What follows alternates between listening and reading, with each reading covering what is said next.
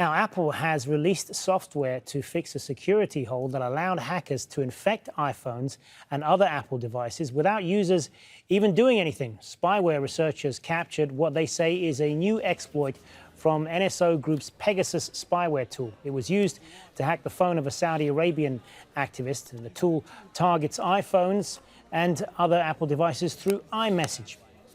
Well, Larry Magid is CEO of ConnectSafely.org, an internet safety and privacy security organization. He joins us live via Zoom from San Francisco. Thanks for being with us.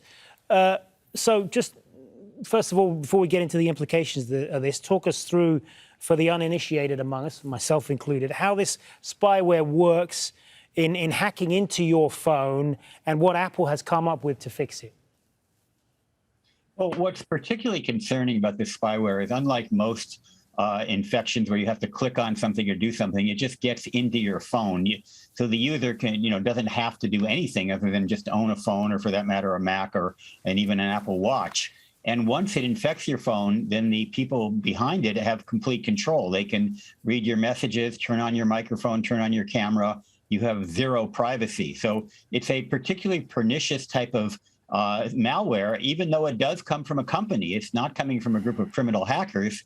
It's coming from a company that sells it to governments, but that doesn't mean it's any less dangerous if it gets into the wrong hands.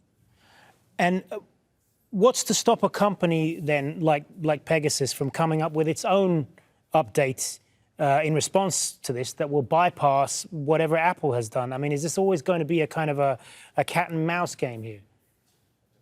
Yeah, well, the NSO Group, which is behind this product called Pegasus, is a legitimate company in a sense, and they say that they only sell to non-oppressive, legitimate governments, but there's nothing to stop a criminal from getting their hands on it, or there may be things to stop them, but it can still get through to criminals. And of course, governments, a government that you might consider to be benign, I might consider to be oppressive. So that's a political issue.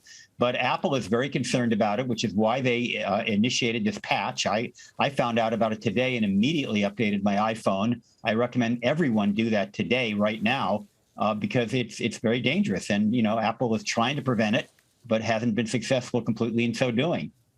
Well, that gets to my next question. I mean, you mentioned there what the people should update their phones regularly. But what else can we as ordinary phone users do to reduce our vulnerability to hackers? Well, in addition to going through and updating your phone, and don't just wait for it to happen automatically. It may happen, but do it now. We can put pressure on companies like Apple and Google, which makes Android, to do a better job at themselves detecting this kind of malware. It was detected by a third-party research group, and they told Apple, and Apple took action, which is good. But I'd like to see Apple be more proactive in detecting it themselves. They say they will have better security software with their next version of their operating system that comes out this fall. But, the iPhone's been on the market for a long time now, and it's not as secure as I wish it were.